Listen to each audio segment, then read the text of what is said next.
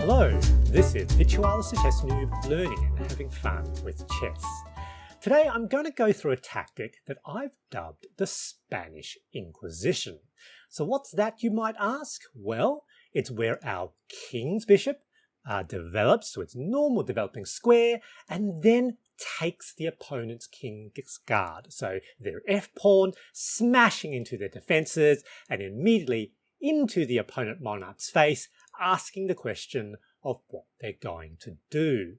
And because this maneuver is often unexpected, nobody expects the Spanish Inquisition. Nobody expects the Spanish Inquisition! Now this can occur with both the white and black pieces. So with black, it will be, again, our king's bishop moving to its ordinary development square and then taking the f-pawn. f2 in this case, smashing into that defense, asking the question of the king with check, what are they going to do? Now this often works very well with the Vienna Gambit with white, and with black I'm going to show you basically a Vienna Gambit-like game, but of course with something like the Jaenisch Gambit. So in this game, my opponent played the Ruy Lopez. So e4, e5, knight f3, knight c6, and bishop to b5. Jaenisch Gambit, f5. So really asking what are they going to be doing. They play the best move. That is the best move, d3, bolstering that pawn. I now open up my f file, so semi-open f file, takes, and now develop my other knight. So here it's basically close to equal. So here all lines of, this is a line of theory, it's book moves, and at the moment we're 0, 0, 0. So now I develop my bishop to its ordinary development square, looking at the f-pawn. They push a flank pawn, which makes sense. I now short castles. You can see the potential semi-open f-file, though the opponent's knight is blocking the f-file. So here they, in sort of very Ruy Lopez fashion, try to pin one knight and now sort of attacking the other knight. Again, ostensibly with a pin. Now, I want to potentially get rid of that knight, get to open up the f-file, so I push forward with my knight. Now that's potentially a suboptimal move, bit of an inaccuracy, so you can see Stockfish thinks a much more conservative move is best, but here I'm banking on the fact that white sees that looks like I'm, I'm forking those two pieces. So very commonly, white will capture back. Now, in this position, the best move for white is, in fact, to give a check as a get out of jail move to not have to deal with that fork. However, commonly, it looks like they'll otherwise capture the bishop, so they'll take back with the bishop, and now it's really semi-open. So I'm really looking at that f-pawn now.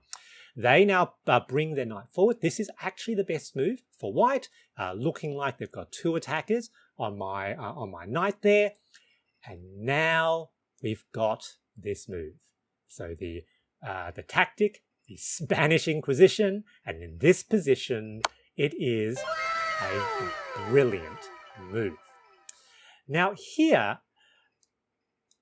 it looks like white can capture the bishop. However, it can't because knight captures pawn, double check with a discovered attack on the bishop. Now that's not too hard to see, especially at the intermediate level. So what is white's best move? White's best move here is actually quite subtle. So their best move is king to e2, moving forward. In fact, that is the only move that maintains equality. It maintains 0, 0, 0. Now you might ask, well, if the king moves to f1, doesn't that also take it away from a potential check?